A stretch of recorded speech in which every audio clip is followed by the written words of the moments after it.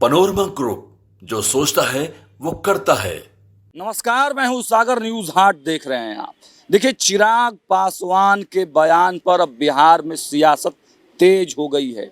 चिराग पासवान ने कहा था कि मुख्यमंत्री के जिले में जिस प्रकार से आपराधिक घटनाएं हो रही हैं वो चिंताजनक है, और उसके बाद चिराग पासवान के जो जीजा हैं, जमुई से सांसद अरुण भारती भी लगातार इसको लेकर सवाल उठा रहे थे। अब इस पर प्रतिक्रिया देते हुए बिहार सरकार के मंत्री श्रवण कुमार ने बड़ा बयान दिया है। क्या कुछ कहा है श्रवण कुमार ने, पहले उनके बयान को सुन लीजिए। सड़क पर उतरे हैं, सड़क पर रह जाएंगे। उनका नोटिस लेने वाला बिहार में कोई नहीं है। देश से उनका कांग्रेस का सफाया हुआ, बिहार से तो सफाया होना ही तय है, और उनके साथ जो एलआई हैं उनका भी सफाया हो जाएगा। लेकिन तेजस्वी यादव कह रहे हैं कि सरकार एक बार फिर से पिछले दरवाजे से इंडिया आना चाह रही है। मतदाता को विषय देखिए, जिन राज्यों में चुनाव होते हैं, अगर महागठबंधन जीतता है तो कभी उंगली नहीं उठती है, कभी इलेक्शन कमीशन पर आरोप नहीं लगता है, कभी बेईमानी का आरोप नहीं लगता है।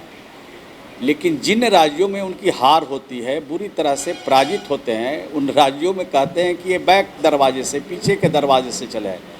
तो उनको डिफिनेशन पूछ लीजिए कि जिन राज्यों में अभी तक चुनाव देश में हुए हैं और कहीं कांग्रेस की सरकार बनी है, कहीं महागठबंधन की सरकार बगल के झारखंड में, और उधर क्या बोलते हैं बनी है कांग्रेस की सरकार, बंगलोर में बनी है, गुजरात में बनी, बंगलोर में बनी है।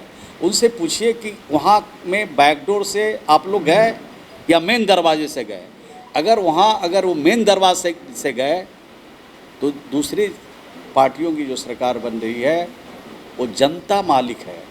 जनता जिसको कहेगी मेन दरवाजे से जाने के लिए वही जाएगा, और बैक डोर के दरवाजे पर जिनकी नज़र है वो पीछे रह जाएगा।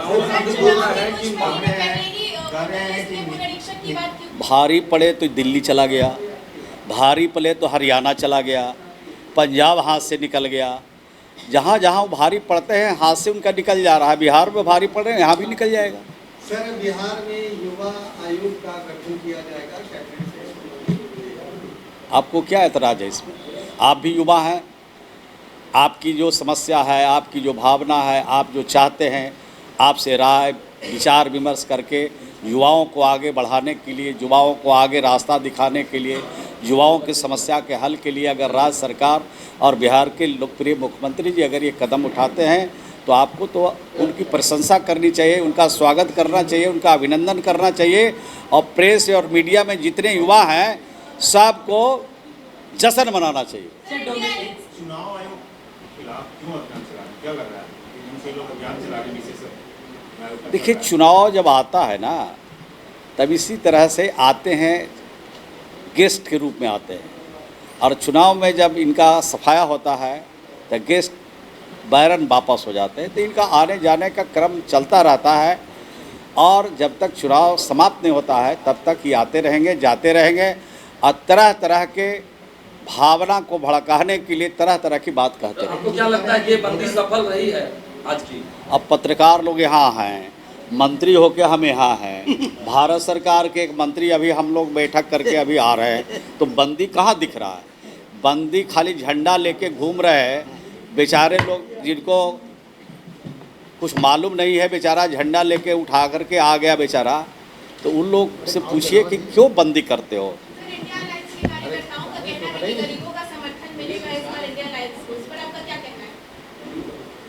गरीब से इन लोगों का वास्ता है।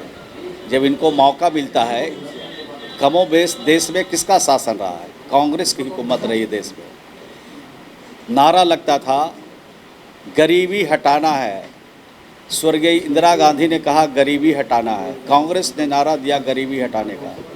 गरीबी तो उनसे नहीं हटा, लेकिन गरीब जरूर हट गए। तो ये नारा देने वाले लोग हैं, नारा सिर्फ गढ़ते हैं, उस पर अमल नहीं करते। इनको जब मौका मिलता है तो ये लोग परिवारवाद में चले जाते हैं। इनको मौका मिलता है तो बड़े लोगों की खिदमत करते हैं। ये देश में नरेंद्र भाई मोदी ने और बिहार में नीतीश कुमार जी ने गरीबों का खिदमत किया है, सेवा किया है, और इस सेवा के बदौलत बिहार की जनता एनडीए के पक्ष में है, नीतीश कुमार जी के पक्ष में है। सर एक अंतिम सवाल है चिराग पासवान को लेकर। वो लगातार नीतीश सरकार पर हमलावर दिख रहे हैं। उनके जो जमुई के सांसद हैं वो भी कुछ बोल रहे हैं, कानून व्यवस्था पर लगातार सवाल उठा रहे हैं। अपनी सोच अलग अलग है, हम लोग की सोच अलग है। जो लोग इस तरह का बयान देते हैं उनकी सोच अलग होगी।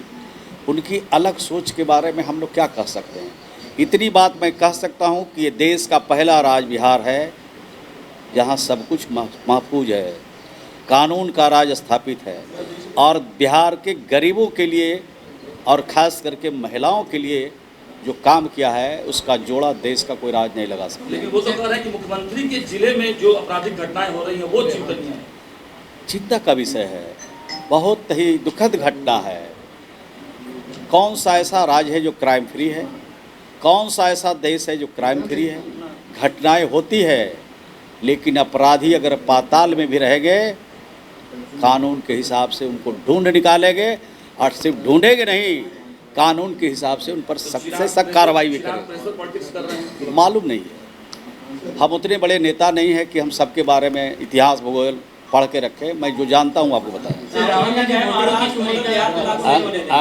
महाराष्ट्र का मॉडल बिहार में लागू नहीं होने देंगे कि राहुल गांधी का कहना है कि हमारे जो वोटर्स है वो चोरी करने की साजिश की जा रही है। जैसे महाराष्ट्र में चोरी हुई वैसे बिहार में चोरी की जाएगी। कौन सी चोरी कर रहा है कोई? उनके वोटरों का राहुल गांधी के महागठबंधन के वोटर। अरे भाई उनके वोटर तो कहाँ हैं? दिल्ली में सफाया हो गया तो वोटर उनके कहाँ चले गए? उनका हरियाणा में वोटर कहाँ चला गया?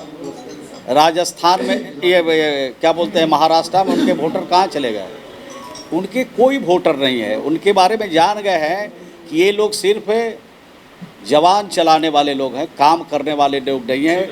मौका मिलेगा तो ये जवान चलाएंगे और मौका मिलेगा तो अपने लोग को सम्मानित करने वाले लोग हैं। तो देखा आपने बिहार सरकार के मंत्री श्रवण कुमार ने निशाना इशारों में साधते हुए कहा है जिसकी जैसी सोच है वो जाने। जब हमारे द्वारा ये सवाल किया गया कि क्या ये प्रेशर पॉलिटिक्स की जा रही है तो उन्होंने कहा कि अब तो वो जाने, हम इतने बड़े नेता नहीं हैं कि हम उनके बारे में कुछ कह सकते हैं। लेकिन देखिए चिराग पासवान के इस बयान पर चर्चा तो हो रही है, सियासत तो शुरू हो गई है। लगातार इस तमाम पॉलिटिकल मुद्दे पर हम अपडेट देते रहेंगे। देखते रहिए न्यूज़ 8। बहुत बहुत धन्यवाद।